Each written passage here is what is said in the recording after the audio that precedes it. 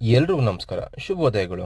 ಬೆಳಗ್ಗೆ ನಮ್ಮ ಅಜ್ಜಿನ ಕರ್ಕೊಂಡ್ಬಂದು ಬಸ್ ಹತ್ಸಿ ಬೆಂಗಳೂರು ಕಳಿಸ್ತೀವಿ. ಇವತ್ತು ಬಂದು ಟೀ ಕುಡಿದು ಕೊಟ್ಟಿಗೆ ಎಲ್ಲ ಕ್ಲೀನ್ ಮಾಡಿ ರಾಗಿ ಹುಲ್ಲು ಹಾಕಕ್ಕೆ ಹಣೆ ರೆಡಿ ಮಾಡ್ಬೇಕು ಅಂತ ಬಂದ್ವಿ. ಇವಾಗ ಹಿಂದೆಗಡೆಗೆ ಗರಿ ಎಲ್ಲ ಹಾಕಿ ಕಟ್ಟಿದ್ರೆ ಸರಿ ಇರುತ್ತೆ ಅಂದ್ಬಿಟ್ಟು ಕಟ್ಟಿದ್ವಿ.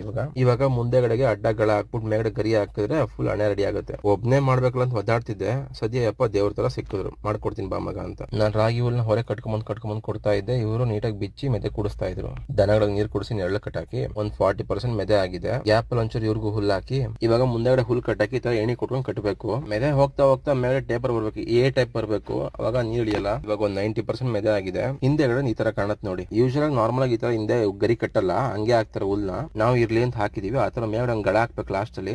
ಬೆಳಗ್ಗೆಯಿಂದ ಒಬ್ನೇ ಹುಲ್ ಕಟ್ಟಿ ಸಾಕಾಯ್ತು ಒಂದ್ ಕಡೆಯಿಂದ. ನೋಡಿ ಇದೇ ಕಾರಣಕ್ಕೆ ನಾವು ನಾಯಿಗಳನ್ನ ಫ್ರೀ ಬಿಡಲ್ಲ. ಈ ತರ ಗಲೀಜ್ ಮಾಡ್ಕೊಂಡ್ಬಿಡ್ತಾವ ಇಟ್ಟಾಡ್ಕೊಂಡು ತಿರ್ಗಾಡ್ಕೊಂಡು ಮಣ್ಣಲ್ಲಿ ಆಡ್ಕೊಂಡ್ ಬರೋದು ಕೆಲಸ ಅವ್ರಿಗೆ. ಹಿಂಗೆ ಲಿಟ್ರಲಿ 0 ರಿಗ್ರೆಟ್ಸ್. ದನ ಕಟ್ಟಾಕಿ ಹುಲ್ಲಾಕಿ ಪಕ್ಕದೂರಲ್ಲಿ ಆಂಜನೇಯ ಸ್ವಾಮಿ ಪರ ಇತ್ತು, ಹೋಗಿ ಕೈ ಮುಕ್ಕೊಂಡು ಊಟ ಮಾಡ್ಕೊಂಡು ಬಂದ್ವಿ. ಇವತ್ತಿಗೆ ಇಷ್ಟೇ. ಶುಭ.